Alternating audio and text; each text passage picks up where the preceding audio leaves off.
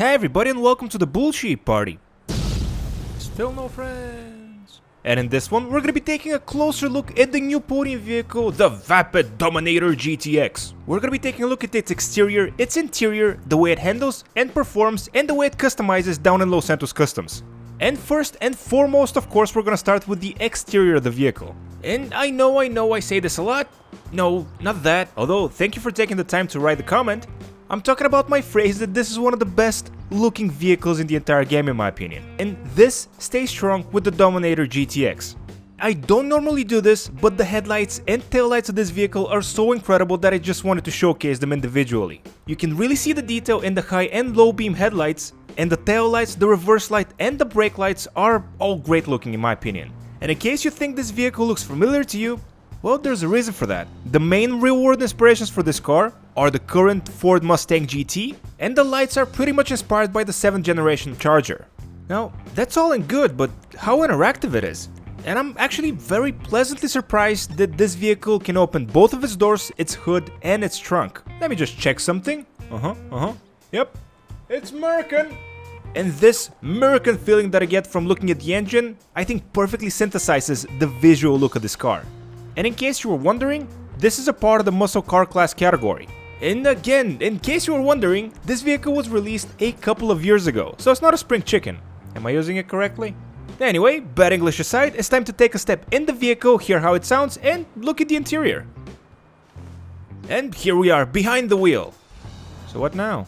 Oh yeah, the interior. Well, it looks like an interior. It's fine, nothing special, and I'm sure it's not exclusive to this vehicle. But the sound... The sound is just mwah. As they say it in French, je m'appelle. And with that, we're off to Los Santos Customs, but not before we see what type of drivetrain the vehicle has. So let's see what type of drivetrain this bona fide muscle... Of course it has a rear wheel drive. I just want to point out that I wasn't laying off the gas. This is gonna be important later on in the video. But for now, let's off to Los Santos Customs. I guess we're cursing in this one. And before I give you my initial impressions of the stock vehicle, I just wanted to share something with you. Over 80% of the people watching this video right now are not subscribed to the channel. And I'm not gonna say I'm gonna cry about it or anything, but you should consider subscribing, or else... Okay, that was, different. Anyway, as I was saying, I'm gonna give you my first impressions of the stock vehicle. But that's not entirely true. See, I've had this vehicle before in the past. I remember having it as soon as it came out, but I remember also selling it very soon after. So this essentially are my first impressions with it because I don't remember anything about it. But what I can say is that unlike the power the car had when it was up against the tree when I was testing the drivetrain, when I'm driving it on the street, the car feels like absolute garbage.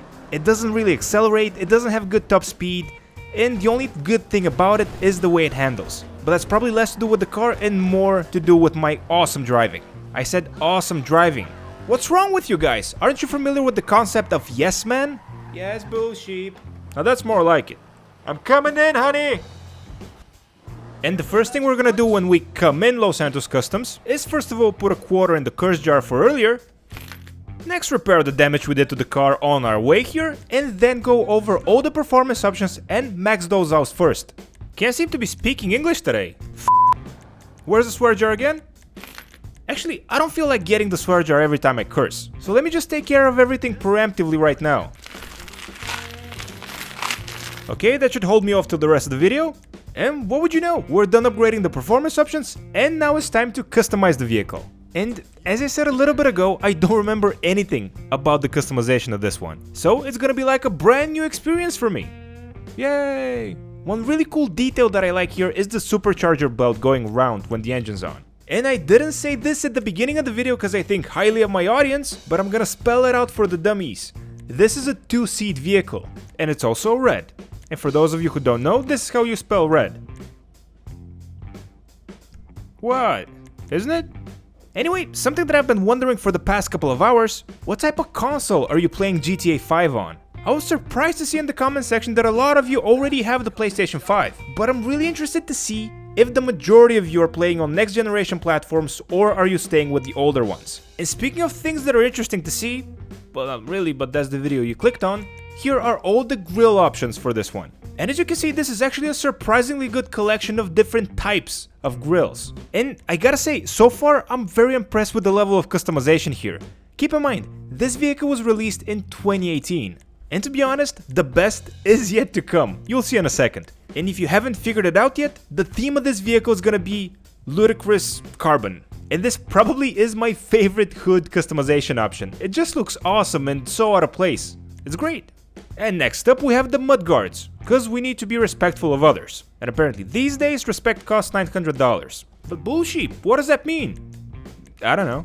Right now you're hearing a genius at work. It's like Leonardo painting the Mona Lisa. It's like Steve Jobs yelling at somebody for making the device the wrong color. It's like Elon Musk sleeping on the floor of his factory. You're witnessing greatness now, guys. Ooh, is that a Cheeto on the floor? No. Well, I'm hopeful that the next one is gonna be a Cheeto and not another Dust Bunny. Cause I'm pretty tired of eating those. But bullshit, what do you mean Dust Bunny? We heard it being crunchy. I stand by what I said. I swear I was doing something before licking the floor. But what was it? Was it cyber begging for likes? No, I did that at the beginning. Was it begging people to subscribe? No, I did that at the end. Oh yeah, it was making the review video and actually explaining what's happening on screen. So guys, you can see now I have my car here and I'm choosing a skirt for it.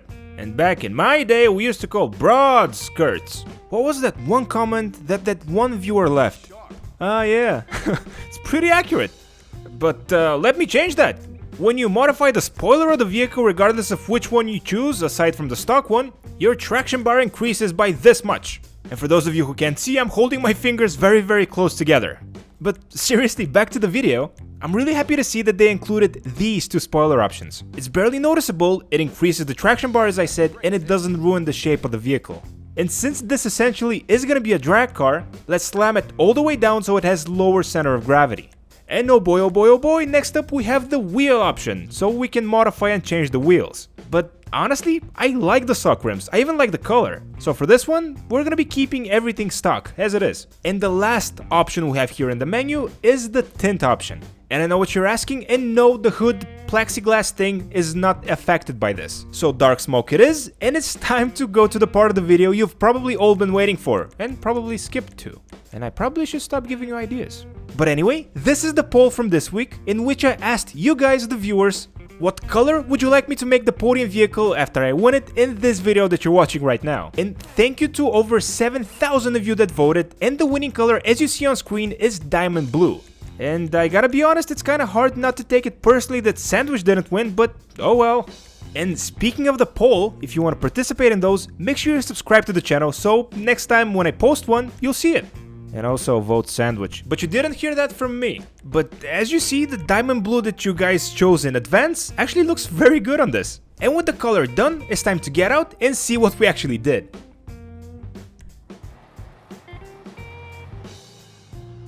It looks absolutely delicious. And I really like how the color turned out. But we already kinda know what it's gonna look like. But what is it like to drive? First of all, the exhaust still sounds awesome. The car has better handling, better acceleration, and better top speed. Straight off the bat, it's definitely noticeable. And even though I'm not gonna show it here, it does great wheelies. Fine. As I said, great wheelies. And the reason for that is, it's because the car isn't very powerful. And the interesting thing is that this is the exact same price as the Gauntlet Hellfire. And for the record, the Hellfire came out about the same time as this one. But unlike this one, I still have my Hellfire. I think I get it now why I sold this car originally. It's not bad per se, it's incredible looking in my opinion. But the performance just isn't there. The Gauntlet Hellfire on the other hand has incredible performance, incredible looking, and pretty good customization. But back to this one. Again, it's not a bad vehicle, it just feels a little sluggish. And that exactly brings us to the question, is it worth it? And if you're watching this video and the week it was released, then this is the current podium vehicle, so you can essentially get the vehicle for free. And if that's the case, I'd say get it just because of the way it looks and sounds. On the other hand, if you're looking for a vehicle to win races with, this is sadly not gonna be the one. I don't look at charts and graphs and lists when I make these videos, but I'm pretty sure this is gonna be at the bottom of the charts. And with that disappointing piece of information, it's time to end the video. Thanks to everybody that watched this far. Hopefully you liked the video, and if that's the case, please don't forget to give it a thumbs up, subscribe if you're new, and I'll catch you guys in the next one.